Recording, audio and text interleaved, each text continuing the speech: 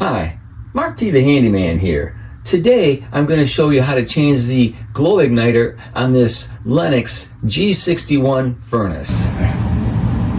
So it's the middle of the winter season, it's cold outside, and your furnace is not working. The first thing that you do not want to do is to turn your furnace off. If you turn your furnace off, you'll erase all the codes that are on the circuit board. Normally you would look through that sight glass to see what the circuit board is telling you happened to your furnace. In this particular case, I am going to simulate ignition failure, and we're going to remove the surface igniter from this Lennox G61, and then we're going to reinstall the same igniter because it's not bad. But I'll give you all the tips that I've learned on how to get this igniter out. So if we actually had an ignition failure code, this is the code you would see as you look through the furnace sight glass. You would see a blinking LED 4 times, a slight pause, and then the same LED would blink 7 times. And after several seconds, the circuit board would continue to blink the same code until the circuit board was reset by turning off the power. Let's turn our power off, because you don't want to work on anything that has power on it. And then remove this panel right here. And then it's simple on this Lennox. Pull these 2 tabs up and bring it down here. Let's check that glow igniter. So our glow igniter, or surface igniter as they call it, is right behind this panel. So we want to take those 4 screws out. This is a 1/4 inch nut driver that we'll be using.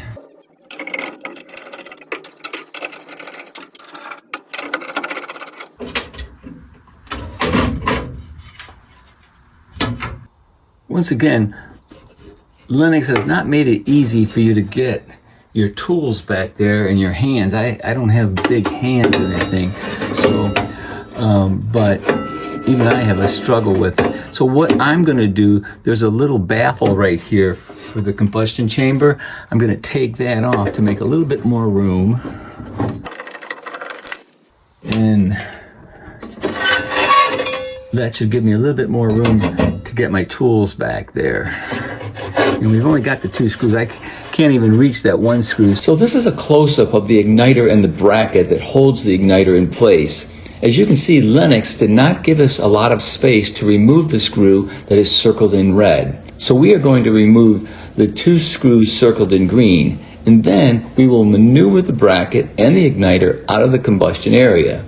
And obviously, we will have to maneuver the bracket and the igniter back into place when we're finished.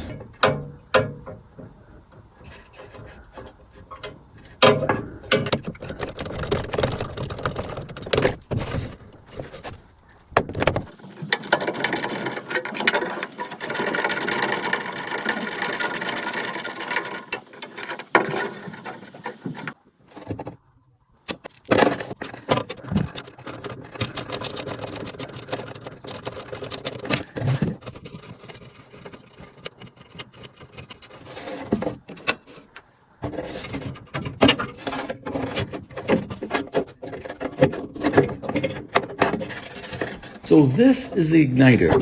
This igniter is made of silicon nitrate. According to Lennox, the specifications for this igniter is 30 to 70 ohms.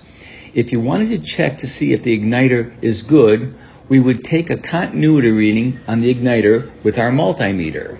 The voltage to the igniter is 120 volts, supplied through these 2 white wires from the circuit board. The igniter is connected to the circuit board through the wire harness. This igniter looks like it's in pretty good shape. It doesn't have a lot of discoloration or residue on it. Like I said earlier, the igniter in this Lennox furnace is made of silicon nitrate. The silicon nitrate igniters last longer than some of the other igniters that are made of silicon carbide. If you need to replace the igniter, you will need to remove this screw and pull the old igniter out and install a new igniter, making sure to reconnect the wire harness. Okay, let's put the igniter back in place. Remember, you must be very careful when you are putting the igniter back together. The igniter is very fragile and you do not want to damage a brand new igniter. So when you are sliding the igniter back in, be very gentle and try to get the igniter back together the way you took it out. Once you get the igniter back in place, you will need to reinstall the screws.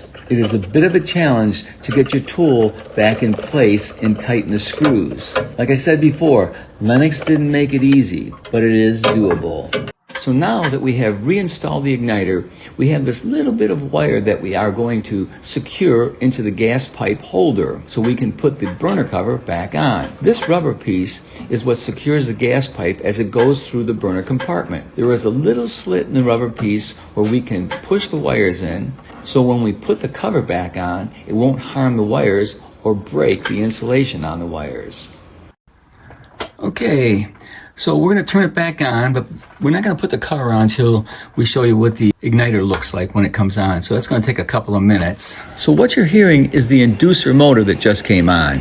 Now it's going through its pre-purge cycle, and then the igniter is going to start to glow, and once it's proven that it's on, then the gas valve will open and we're into our heating cycle. Now I have sped the video up just to shorten the time for all this.